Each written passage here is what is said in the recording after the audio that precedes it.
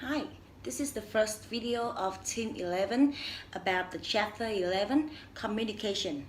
And through this video, I want you to be able to identify the main functions of communication, to describe the communication process and distinguish the formal and informal channel. Last thing, we want you to contrast the downward, upward, and lateral communication with my examples. So, before I get started, I will give you a definition and the functions of communication.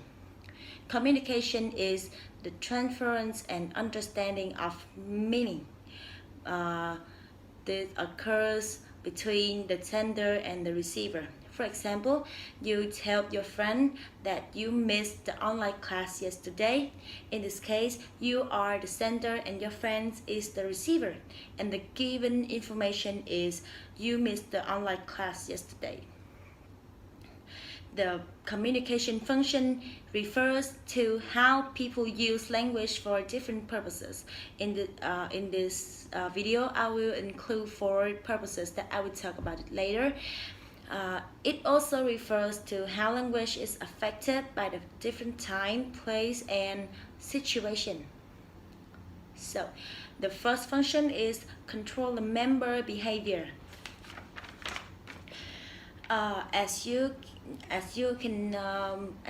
all know that the government told us to do the self-quarantine for 14 days, or the doctors advise us to wash our hands and wear mask in public, or the parents told us to not to go out during the quarantine time.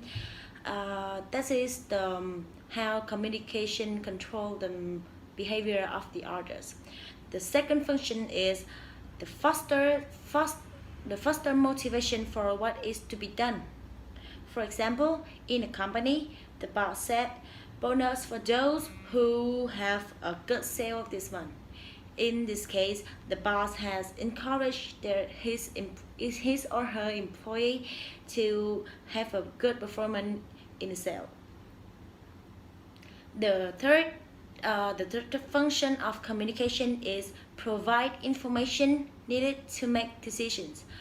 It is used for getting and giving information. For example, the conversation between a manager and a new employee.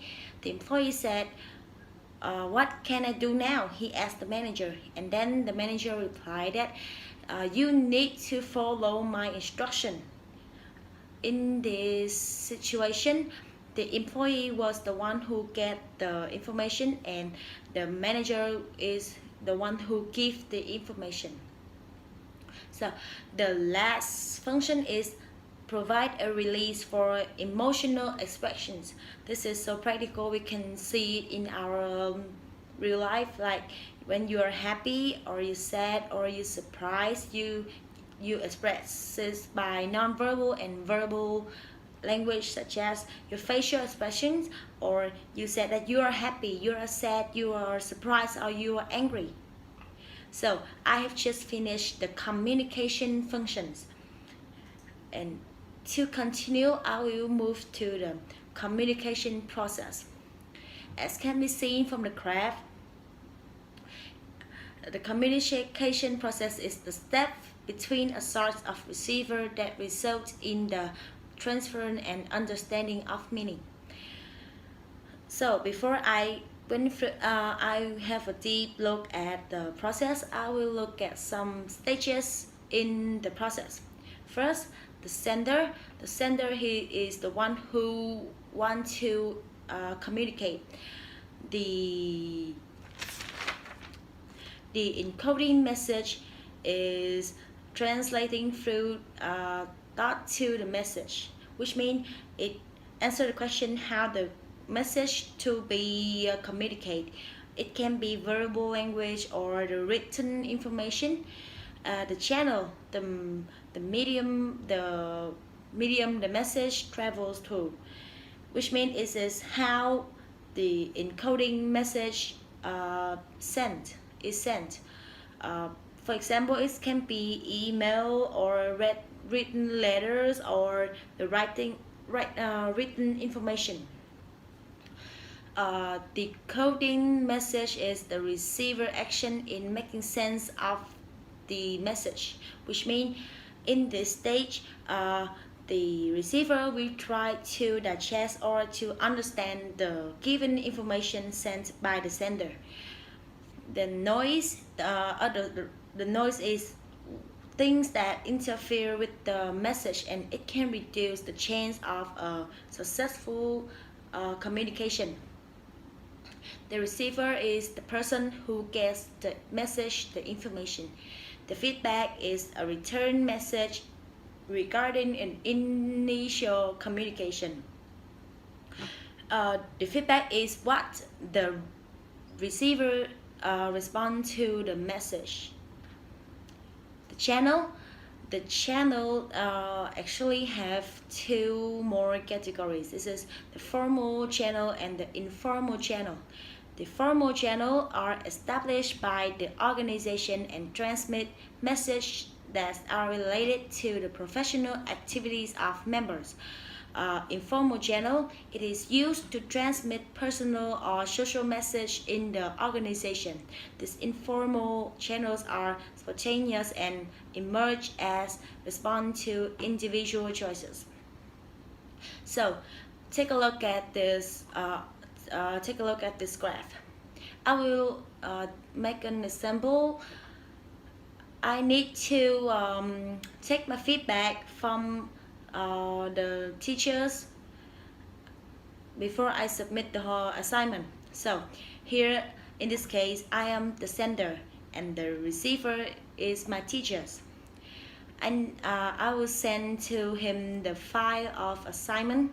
So the message to be sent is my assignment, and encoded message is how the message to be communicated. I will choose the typewriting file, and I will send it through the email, which is similar to the formal channel. After the teacher receive and have a look at my assignment, he will give me the feedback. He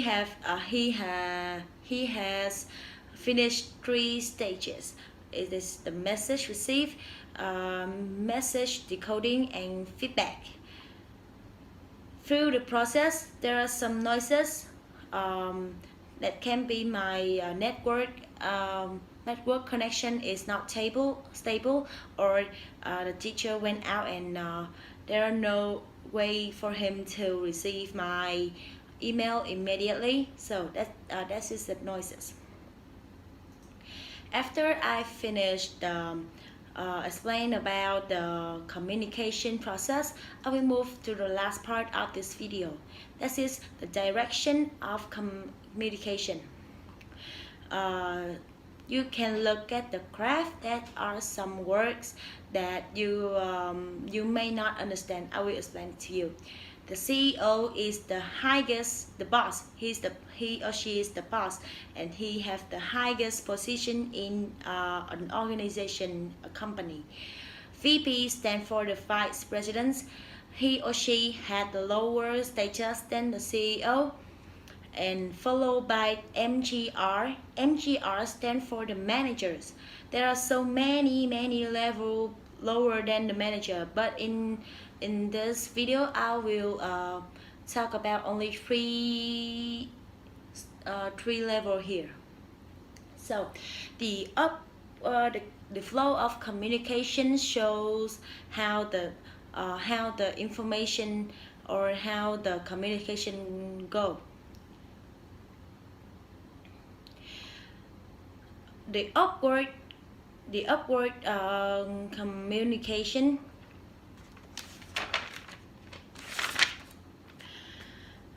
it can be the performance reports, or complaint or disputes, or the suggestion for improvement, or the financial and accounting information.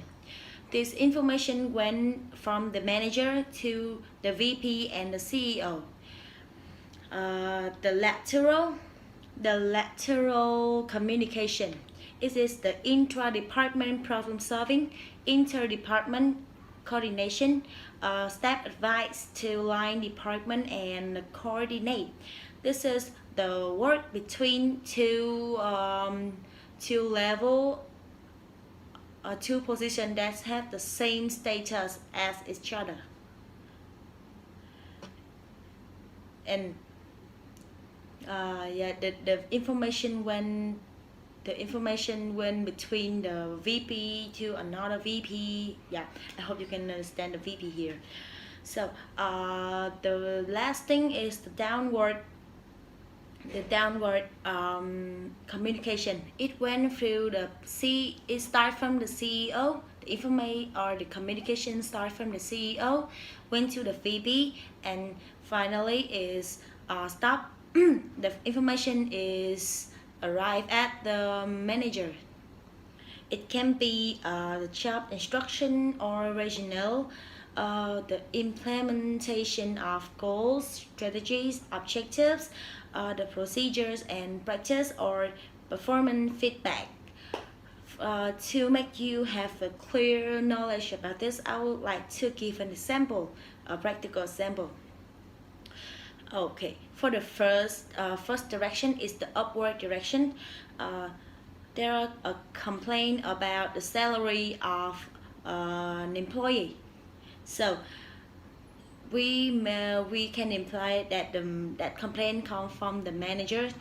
After the manager sends it, the information will go to the VP stage, and in the VP stage, in the next stage, they will use the lateral communication, which means the VP will work with another VP to solve the problem, or to have a deep look at the problem here is the complaint about the salary. After that, they will send it to the CEO, and the CEO here have the downward communication. He will give a solutions, or then to analyze clearly about this situation is complaint about the salary, and he give the ways of solving this problem. So this is the end of the first video.